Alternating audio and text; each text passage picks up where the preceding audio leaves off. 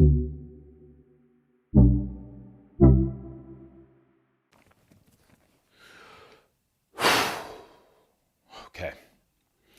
I'm on thin ice with this one because this is such a subjective and controversial topic, and I also have a college degree, meaning I don't identify as an AK person, but I do pretend to be one from time to time. For some reason, my love for the AK, harder to get rid of than crotch rot. It makes no sense, but I can't quit you, Kalashnikov. And I gotta say, the AK gang out there, way more fun than other weird niche sub-communities in the gun world. Do I own like a dozen AKs? Yes. But I've never built out a Romy G kit in front of multiple unfinished project cars and a field of pulled transmissions in my front yard, so I don't know what I'm talking about, but let's try anyways. If someone asked me point blank right now, James, dollar for dollar, best AK for the money, go. Really hard to beat these Ostava M70 or M90, but let's forget about pesky budgets. Let's talk about getting the best AK money can buy. We're probably going to spend like $3,000 today. The smart move would be to take this money and spend it on a Daniel Defense DDM4 V7 and an optic and a sling, maybe even college tuition, but AK dudes are dumb. Lucky for you, so am I. While the AK enthusiast community as a whole functions on the same cognitive plane as the bottom 30% of standardized test takers in the Appalachian corridor, they somehow also wield an economy the size of a small European country. I got this set up for night vision, so I got a Steiner D-Ball A3, mod light on there. So different controls. I got that one set up for Viz laser override and flashlight. And then that's my IR light button right there. Which one of those buttons up there do you press to call your mom to pick you up from the range?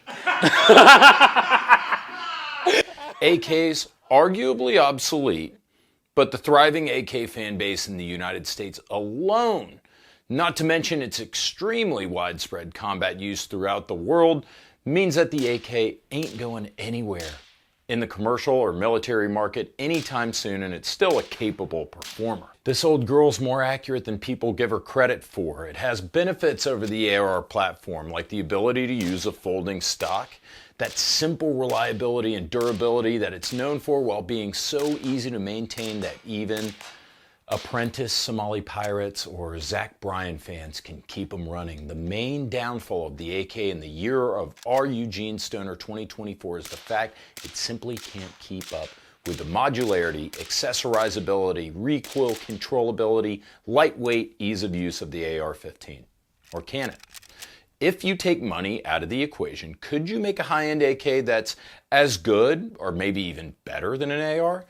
I think that we show you today the answer is definitely, probably, maybe, yes. Now that we've settled on that, let's get started. If you want an a la carte custom AK built, the obvious answer, Rifle Dynamics. Rifle Dynamics has been turning these out from Vegas for a couple of decades now. They have a reputation as being the preeminent AK builder. Rifle Dynamics doesn't manufacture their own components per se, like not in-house, but rather they source top quality components. They build the rifles, they test them, they break them down, they build them again, they test them again before they ship them out. And when I say build, I mean they build these sons of bitches from scratch, even riveting the receivers themselves in-house to their spec. Check my video on their factory tour that I did about a year ago for the entire incredible process. Ryan and I visited Rifle Dynamics last year to come up with a plan to build the best AK money can buy. So with the guidance of the boys at RD, I think we achieved exactly that with this. Let's get started with the big question, caliber. I think it started with a pretty good base. I myself am impartial to 5.56 kits. It's good ammo availability, everything works pretty well. As long as you tune the system right, you shouldn't have any problems. Yes, I understand this is heresy. Yes, I know you're gonna kill me over this. Old commie calibers like 5.45 and 7.62 finally getting to the point where they're no longer economically viable compared to 223. Unfortunately, the days of $100 cans of 5.45 long gone, fellas, and that's good because for the most part, 223 is a better round than either 5.45 or 7.62. I know Arguably, most circumstances, if you already have an AR, also, boom, same caliber. 223 AKs 20, 30 years ago, known for being unreliable, harder to find than an AR15.com user who doesn't smell like Campbell's Chunky Minestrone. That's changed as it seems 223 AKs are becoming more common and less expensive, as are inexpensive quality 223 AK magazines, more importantly. And if anyone at Magpul's watching this, come on guys, what are you doing? Consider it, please. German-made AC Unity polymer magazines are less than 15 bucks. They're okay. They work well enough, although they're a little rough around the edges. On the other hand, FB Radon translucent green 223 magazines are now less than 40 bucks and as cheap as $30 if you buy them in bulk. And those are really good. Even the holy grail of 223 AK mags, Circle 10 Bulgarians, can be found for less than 50 bucks, which used to be absolutely unheard of. And as I've proven in the past multiple times in this channel, you can get sub-2 MOA groups out of an AK-47. Even my old beat-up Zastava M70 can print a sub-3 MOA group. The average width of a man's shoulder is 15 inches, 3 MOA at 500 yards, 15 inches. So I'd say that's good to go. 5.56 is going to give you better range than 7.62 39, lower recoil impulse, so as long as you can mount a good optic on it, you're going to be able to maximize your AK performance with the 223. If we talk about short barrels, that's of course a whole different deal. We started with a brand new Polish military 223 kit. The important components like your trunnions, bolt carrier, and your barrel. Polish kits are one of the few virgin mil-spec 223 kits that are still available, at least they were a year ago when we made this video. Front trunnion, bolt, and bolt carrier are going to be the commercially available military spec from Poland. This in the 5.56. Poland is going to be one of the only places that you can still get virgin spec kits that are going to be of forged front trunnion, forged bolt carrier, forged bolt, which is going to be what you're looking for in an AK. It's a violent action, so you want to get those forged components.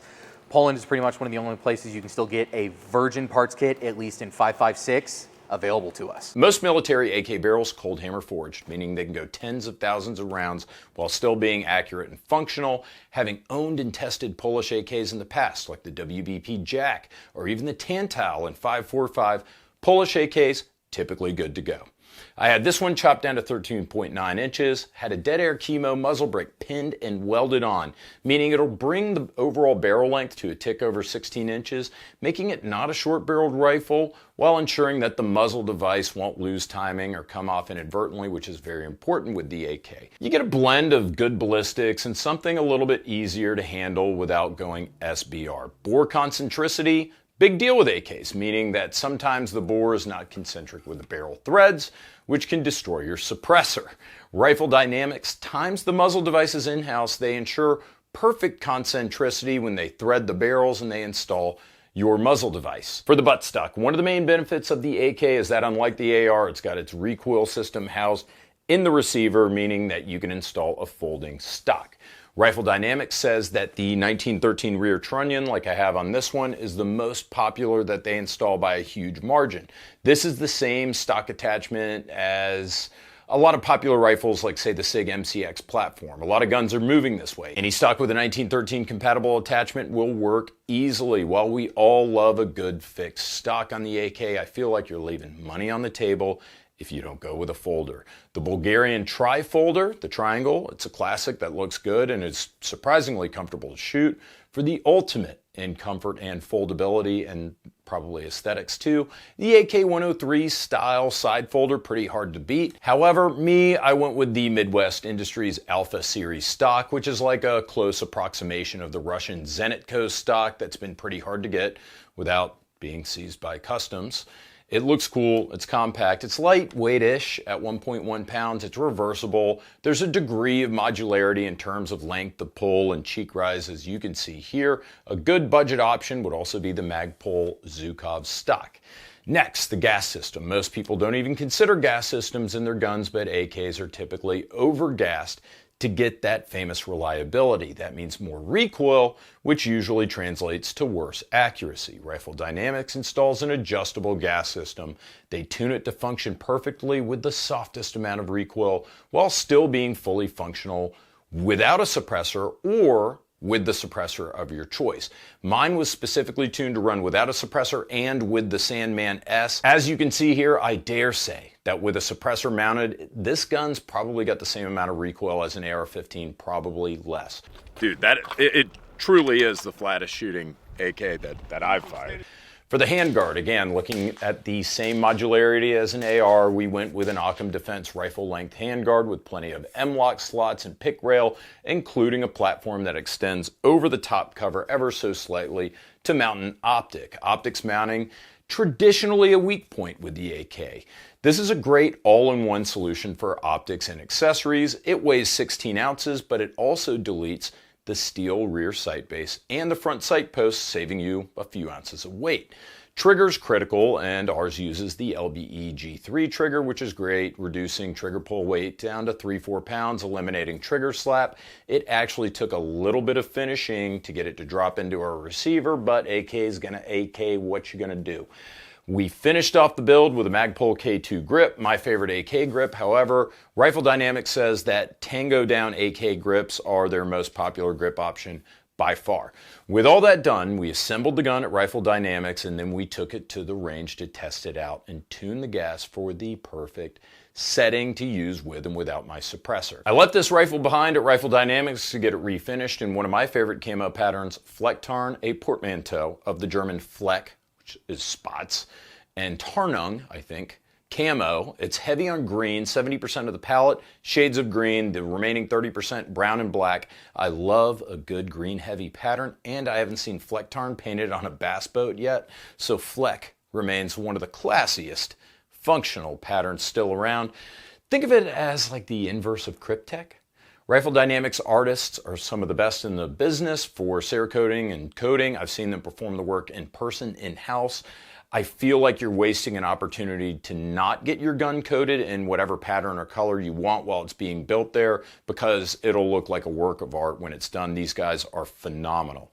For accessories, as I mentioned, I went with a Dead Air Sandman S for this build because I like using a Chemo muzzle device. Anything that's hub compatible will work with a Chemo muzzle device if you use the right adapter. For mags, I bought the AC Unity mags, I bought the FB Radom mags. Rifle Dynamics recommends these Polish mags. They work flawlessly and they look minty fresh at 30 or 35 bucks each. AC Unity mags, they work flawlessly. The fit is partial dog shit, as you can see from some of this B-roll where I'm really unsure about the mag properly seating. Maybe some use or some filing would make them fit perfectly. At 14 bucks each, they cost less than half the Polish magazine, so they're still great for range mags.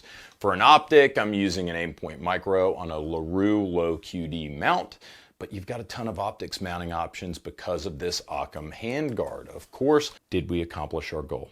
I'd say so. I haven't accuracy tested this gun, I'm saving that for part 2, but I'm anticipating about 2 MOA. It handles and shoots as well as an AR-15. It's nearly as modular, takes readily available and effective 223 ammunition. Magazines, not quite as cheap as the AR-15, but they're getting there.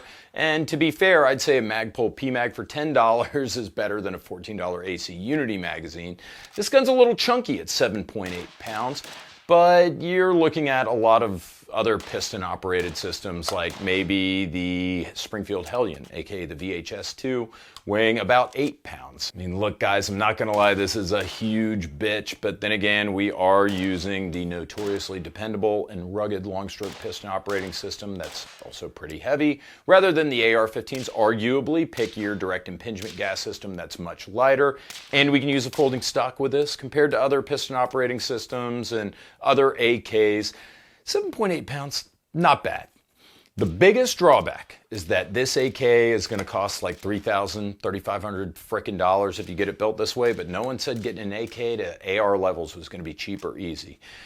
Thanks for watching, fellas. Let me know how dumb I am in the comments, and feel free to rail on the AK community at large while you're at it. Just remember, most of them can't read. I was not paid by Rifle Dynamics to make this video. Love those guys.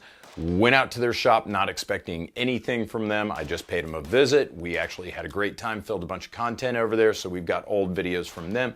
But we can remain independent because of viewer support from you. We really need your help on Subscribestar. Go to subscribestar.com/TFBTV. We give away like $2,000 worth of gift certificates to Top Gun Supply and Blue Alpha every month. We give away 511 stuff every month. But the most important thing is that you're watching, and I really appreciate it. Take care.